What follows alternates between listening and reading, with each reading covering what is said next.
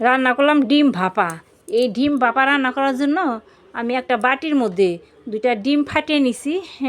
ওই ডিমের মধ্যে নিছি সামান্য পরিমাণ লবণ আর হলুদ দিয়ে আমি কিন্তু ডিম দিয়ে ভালো করে গুলে নিছি। গুলে তারপরে একটা টিফিন বক্সের বাটি নিছি। বাটির মধ্যে আমি 2 টেবিল চামচ তেল দিছি। তেল দিয়ে ওই আমার ফাটানো ডিম 2টা দিয়ে দিছি।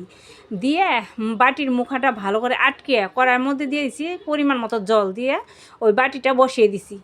বসিয়ে তারপরে কিন্তু আমি ওই ডিমটা ভাপা করে নিছি। ভাপা করে ডিমটা নামিয়ে নিছি। যখন আমার ডিমটা ঠান্ডা হয়ে গেছে ওই ডিমটা কিন্তু আমি কাইটে নিছি চাকু দিয়ে অথবা ছেনি দিয়ে চোকা চোকা করে কাইটে নিলেও হবে। নিয়ে একদম উঠা যাবে, সুন্দর হয়ে উঠা যাবে। তারপর আমি ওই ডিমটা কিন্তু তেলে ভাপানো ডিমটা তেলে ভাইজে নিছি। ভাইজে তুলে নিছি। ওই তেলে ফোড়ন দিয়ে দিছি আমি জিরা। তারপর দিয়ে দিছি আলুটা আমি একটু ভাইজে নিছি। ভাইজে তারপর দিয়ে দিছি পেঁয়াজ কুচি। পেঁয়াজ কুচির সাথে আলুটা আবার ভালো করে ভাইজে আমি দিয়ে দিছি কিছু মশলা, যেমন হাফ টেবিল চামচ জিরার গুঁড়া, হাফ টেবিল চামচ ধনিয়ার গুঁড়া, আর হলো দিয়ে দিছি পরিমাণ মতো হলুদ, পরিমাণ মতো লবণ।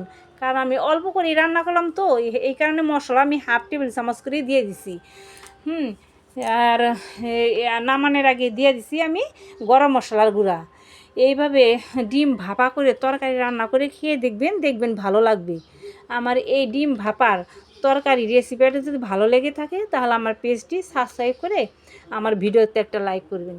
আর এই ডিম ভাপার তরকারি কিন্তু একটু মাখা মাখা রাখতে হবে, বেশি ঝোল রাখা যাবে না।